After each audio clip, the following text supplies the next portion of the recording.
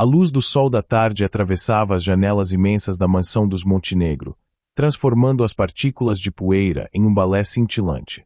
Para Lúcia, cada um daqueles pontos luminosos era um lembrete de sua condição, de sua quase invisibilidade naquele universo de luxo e frieza.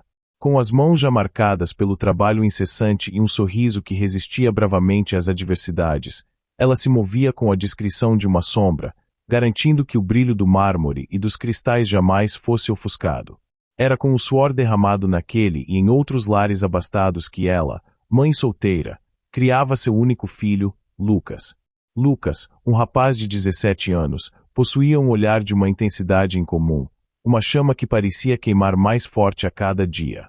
Ele não via apenas a poeira que sua mãe limpava. Ele via o peso invisível sobre os ombros dela, a forma sutil como ela se encolhia na presença do patrão, o senhor Ricardo Montenegro. Um homem cujo império fora erguido sobre uma fundação de arrogância e desprezo por aqueles que considerava inferiores. Para Ricardo, pessoas como Lúcia eram peças anônimas e facilmente substituíveis em seu grande tabuleiro de poder. Aquele dia, porém, a linha tênue da dignidade foi rompida. O catalisador foi um objeto inanimado, um vaso de porcelana, uma peça delicada e exorbitante, trazida de uma viagem a um país de nome impronunciável para Lúcia. Posicionado sobre uma mesinha de canto, parecia tão frágil quanto o respeito que lhe era negado. Uma corrente de ar mais forte, vinda de uma janela esquecida aberta, selou seu destino. O vaso balançou por um instante. Antes que qualquer um pudesse reagir, espatifou-se no chão, transformando-se em um mosaico de cacos inúteis. O som agudo atraiu Ricardo Montenegro como um farol na escuridão. Seus passos firmes e autoritários ecoaram pelo salão, anunciando sua chegada antes mesmo que sua figura imponente surgisse. Ele não se deu ao trabalho de perguntar o que acontecerá. A possibilidade de um acidente, do vento, da janela, sequer cruzou sua mente. Seus olhos gélidos fixaram-se em Lúcia, que permanecia imóvel, o pano de limpeza ainda em sua mão, uma ferramenta patética diante da fúria que se avizinhava. Incompetente, a palavra foi cuspida, carregada de veneno. Olhe a sua bagunça. Você tem alguma ideia do preço disso?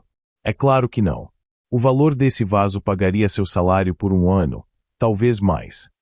Lúcia tentou articular uma explicação, mencionar o vento, mas as palavras se recusaram a sair, presas em sua garganta por um nó de medo e humilhação.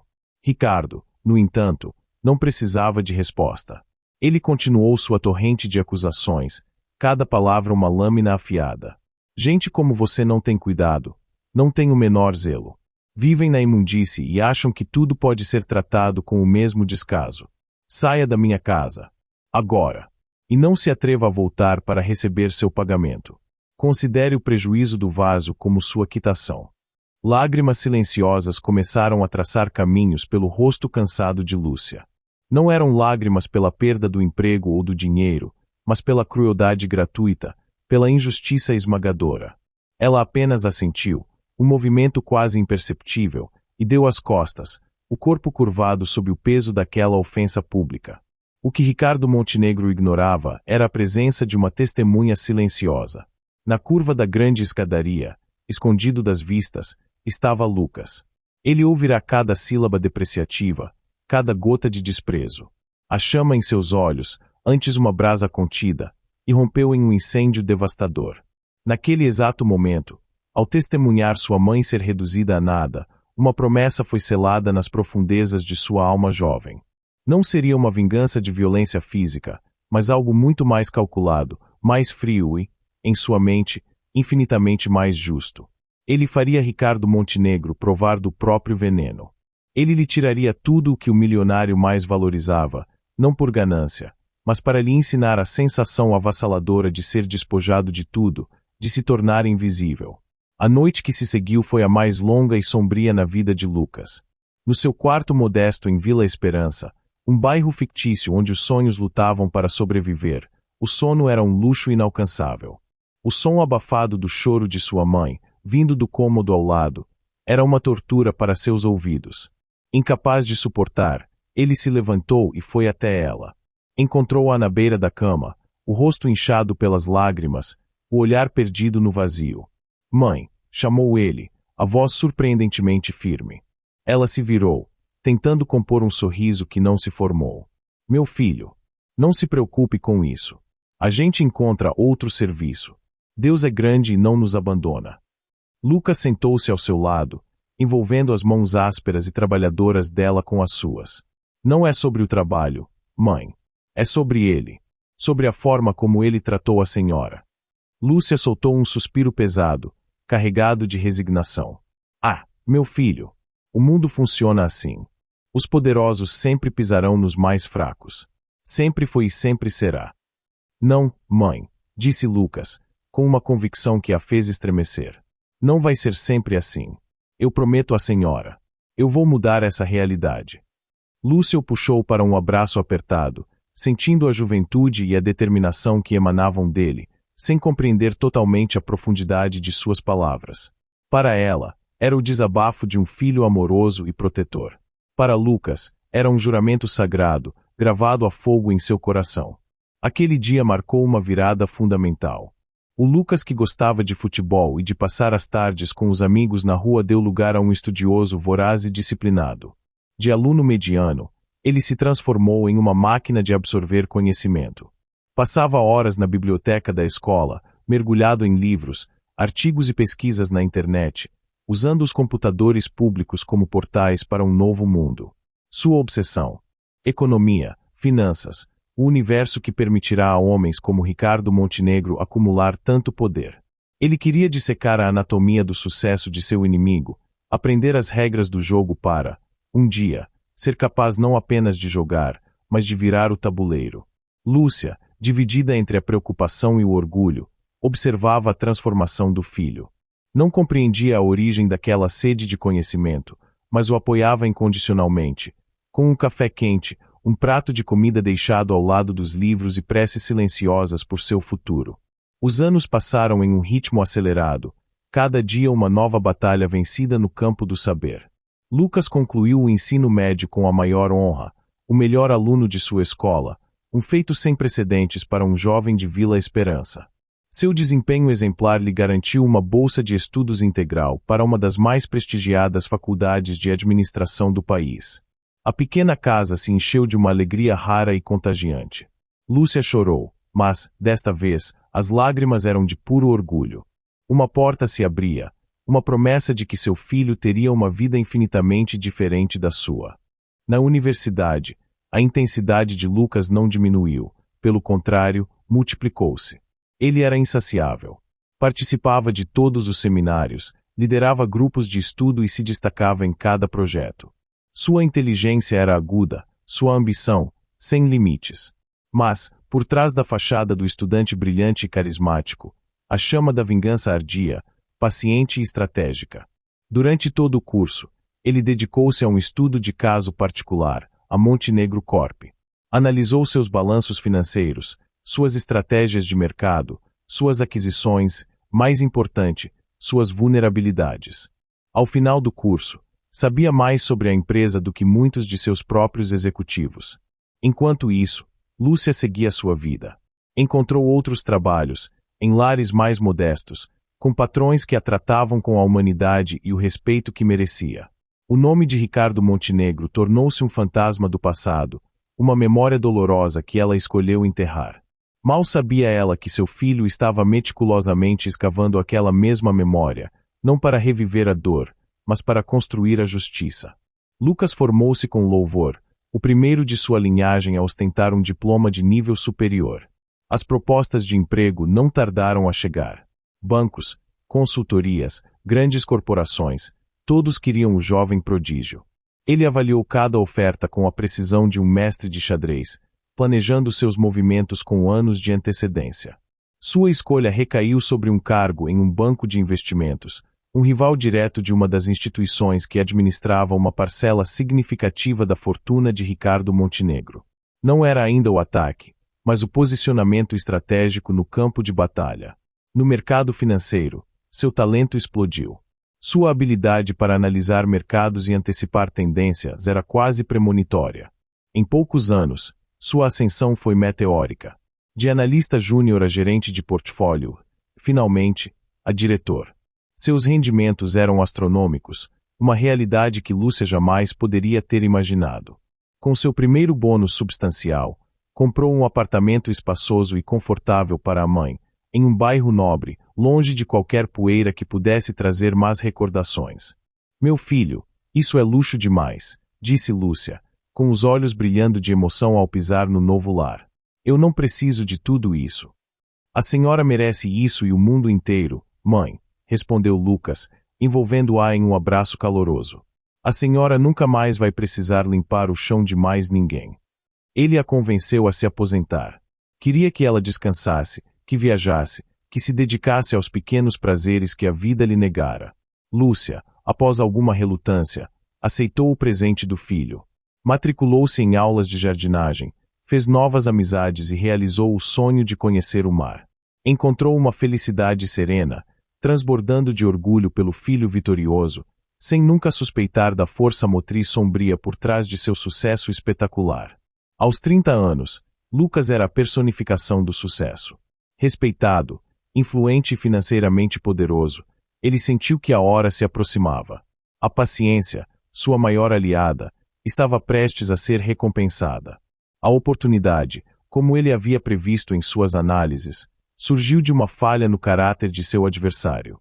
A Montenegro Corp, ainda sob a gestão autocrática de um Ricardo cada vez mais desconectado da realidade do mercado, começou a mostrar fissuras.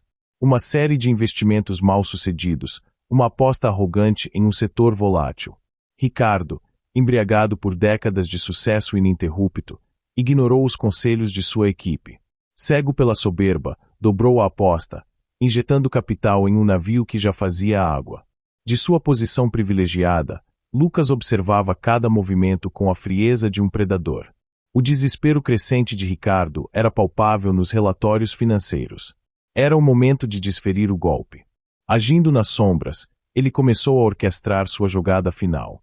Usando sua reputação e uma rede de contatos cuidadosamente construída, montou uma operação financeira de alta complexidade. Reuniu um consórcio de investidores, apresentou-lhes uma análise demolidora e irrefutável da situação da Montenegro Corp e propôs o impensável, uma aquisição hostil. O plano era comprar ações massivamente no mercado aberto até que tivessem o controle acionário, efetivamente arrancando a empresa das mãos de seu fundador. A batalha foi silenciosa e implacável, travada nos pregões eletrônicos da Bolsa de Valores e em salas de reunião secretas. Ricardo Montenegro, pego completamente de surpresa, reagiu com a fúria de uma fera ferida. Tentou desesperadamente identificar a força por trás do ataque, mas a teia de Lucas era intrincada. Empresas de fachada, fundos de investimento em paraísos fiscais, intermediários, uma estrutura projetada para ocultar o verdadeiro arquiteto da operação. As semanas seguintes foram um turbilhão no mercado financeiro. As ações da Montenegro Corp subiam e desciam vertiginosamente. A imprensa especializada especulava sobre o tubarão invisível que ousara desafiar o titã Ricardo Montenegro. Ele, por sua vez, dava entrevistas inflamadas, prometendo aniquilar seus inimigos ocultos, sem saber que seu verdadeiro adversário o observava com um sorriso calmo de seu escritório panorâmico.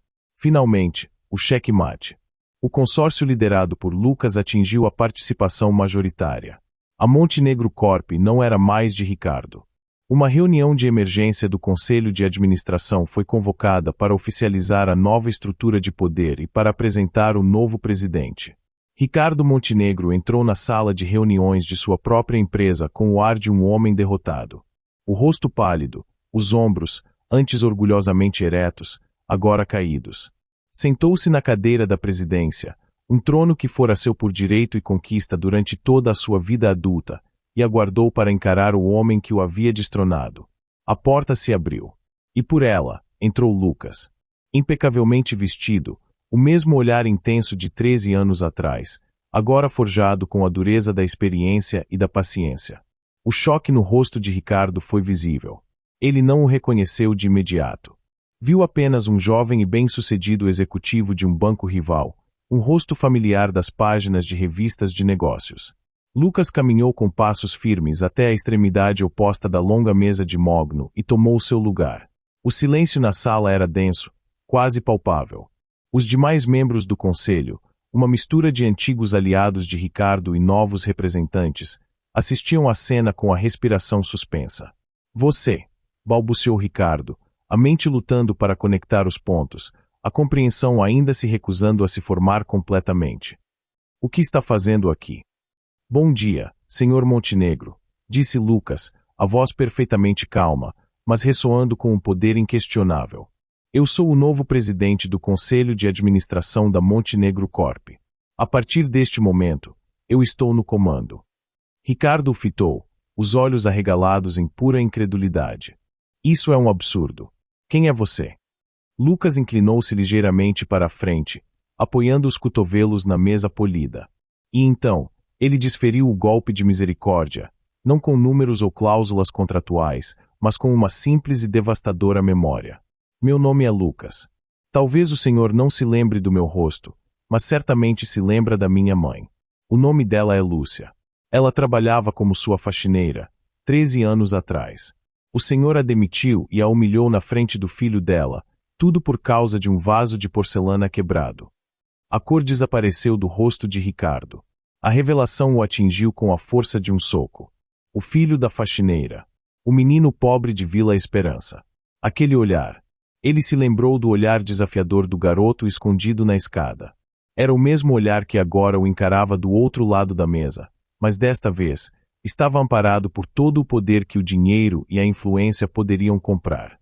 Você, repetiu Ricardo, a voz não passando de um sussurro rouco. Você fez tudo isso, por causa daquilo. Aquilo, retrucou Lucas, uma centelha de aço em sua voz. O senhor se refere à humilhação pública de uma mulher honesta e trabalhadora como aquilo. O senhor mediu o valor da dignidade da minha mãe pelo preço de um objeto. E com o senhor, eu aprendi uma lição valiosa, senhor Montenegro. Aprendi que, para certas pessoas, objetos, poder e dinheiro são mais importantes do que seres humanos. Então, eu decidi jogar o seu jogo. Eu juntei dinheiro, juntei poder. E hoje, eu vim buscar o seu vaso de porcelana mais valioso. Seu gesto abarcou a sala, o prédio, a corporação inteira. Tudo isso, agora me pertence. Ricardo Montenegro estava sem ar, sem palavras. Olhou ao redor, buscando um pingo de apoio, mas encontrou apenas os olhos frios e pragmáticos do mundo dos negócios. Ele estava sozinho em sua queda. A arma de seu oponente não fora o capital, mas o amor de um filho por sua mãe. Lucas se levantou, sua silhueta imponente contra a luz da janela. Sua demissão está oficializada. Seus pertences pessoais serão encaixotados e enviados para sua residência. Por favor, retire-se da sala. As mesmas palavras. A mesma frieza calculada que ele usará com Lúcia. A simetria da vingança era tão cruel que pareceu um golpe físico. Ricardo Montenegro, um homem que jamais conhecera a humilhação, sentiu o chão sumir. Levantou-se mecanicamente, o corpo tremendo, e caminhou em direção à porta como um sonâmbulo. Ao passar por Lucas, hesitou por um segundo, a boca se abrindo sem emitir som. Era um rei deposto, um fantasma em seu próprio palácio. Quando a porta se fechou, um suspiro coletivo preencheu a sala. Lucas permaneceu em pé, o olhar fixo na cadeira vazia na cabeceira da mesa. A vingança estava consumada. Mas, para sua surpresa, não havia euforia. Havia um vazio.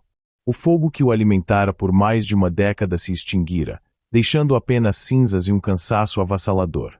Naquela noite, ele ignorou seu apartamento de luxo.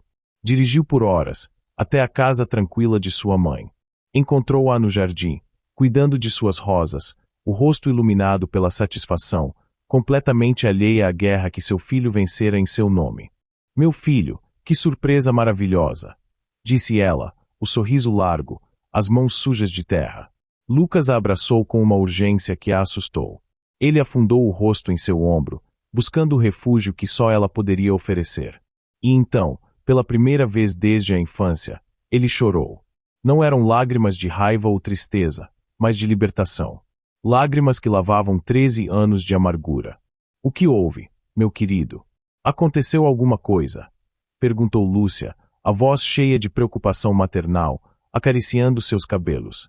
Ele se afastou, enxugou o rosto e a encarou. Mãe, eu preciso lhe contar uma coisa. E ali, Entre as flores que ela cultivava com tanto amor, ele contou tudo. A promessa silenciosa na escadaria da mansão, os anos de estudo febril, a escalada implacável no mundo corporativo e o confronto final daquele dia. Lúcia ouviu em silêncio absoluto, seu rosto transitando da incredulidade para o choque e, finalmente, para uma profunda compreensão. Quando ele terminou, ela permaneceu quieta por um longo momento, apenas o observando. Ela não via o executivo poderoso, mas o seu menino, o seu Lucas, que carregara sozinho um fardo tão pesado. "Ai, meu filho", disse ela por fim, a voz embargada pela emoção. Ela segurou o rosto dele entre suas mãos. "Você não precisava ter feito nada disso. A minha felicidade nunca esteve na vingança. A minha felicidade é você. É ver você bem, feliz, um homem de bem." Mas ele humilhou a senhora, mãe. Eu não podia viver com aquilo. A humilhação dele não me fez menor, Lucas. O que me faz gigante é o seu amor. Mas eu entendo. Eu entendo porque você fez o que fez. Ela o puxou para outro abraço, desta vez um abraço de absolvição e entendimento. "Obrigada, meu filho. Obrigada por me amar tanto. Mas agora, acabou. Solte esse peso. Viva a sua vida. Seja feliz de verdade. É a única coisa que uma mãe deseja." Naquele jardim, sob um céu que começava a se encher de estrelas, Lucas sentiu-se finalmente em paz. A vingança não lhe trouxera a paz que ele tanto almejara. A paz veio do perdão. Não o perdão a Ricardo, mas o perdão a si mesmo, por ter permitido que o ódio fosse seu guia. A verdadeira vitória, ele compreendeu ali, não foi a destruição do império de seu inimigo, mas a reafirmação do amor inabalável de sua mãe. Essa era a única riqueza que verdadeiramente importava, a única vitória que valia a pena celebrar.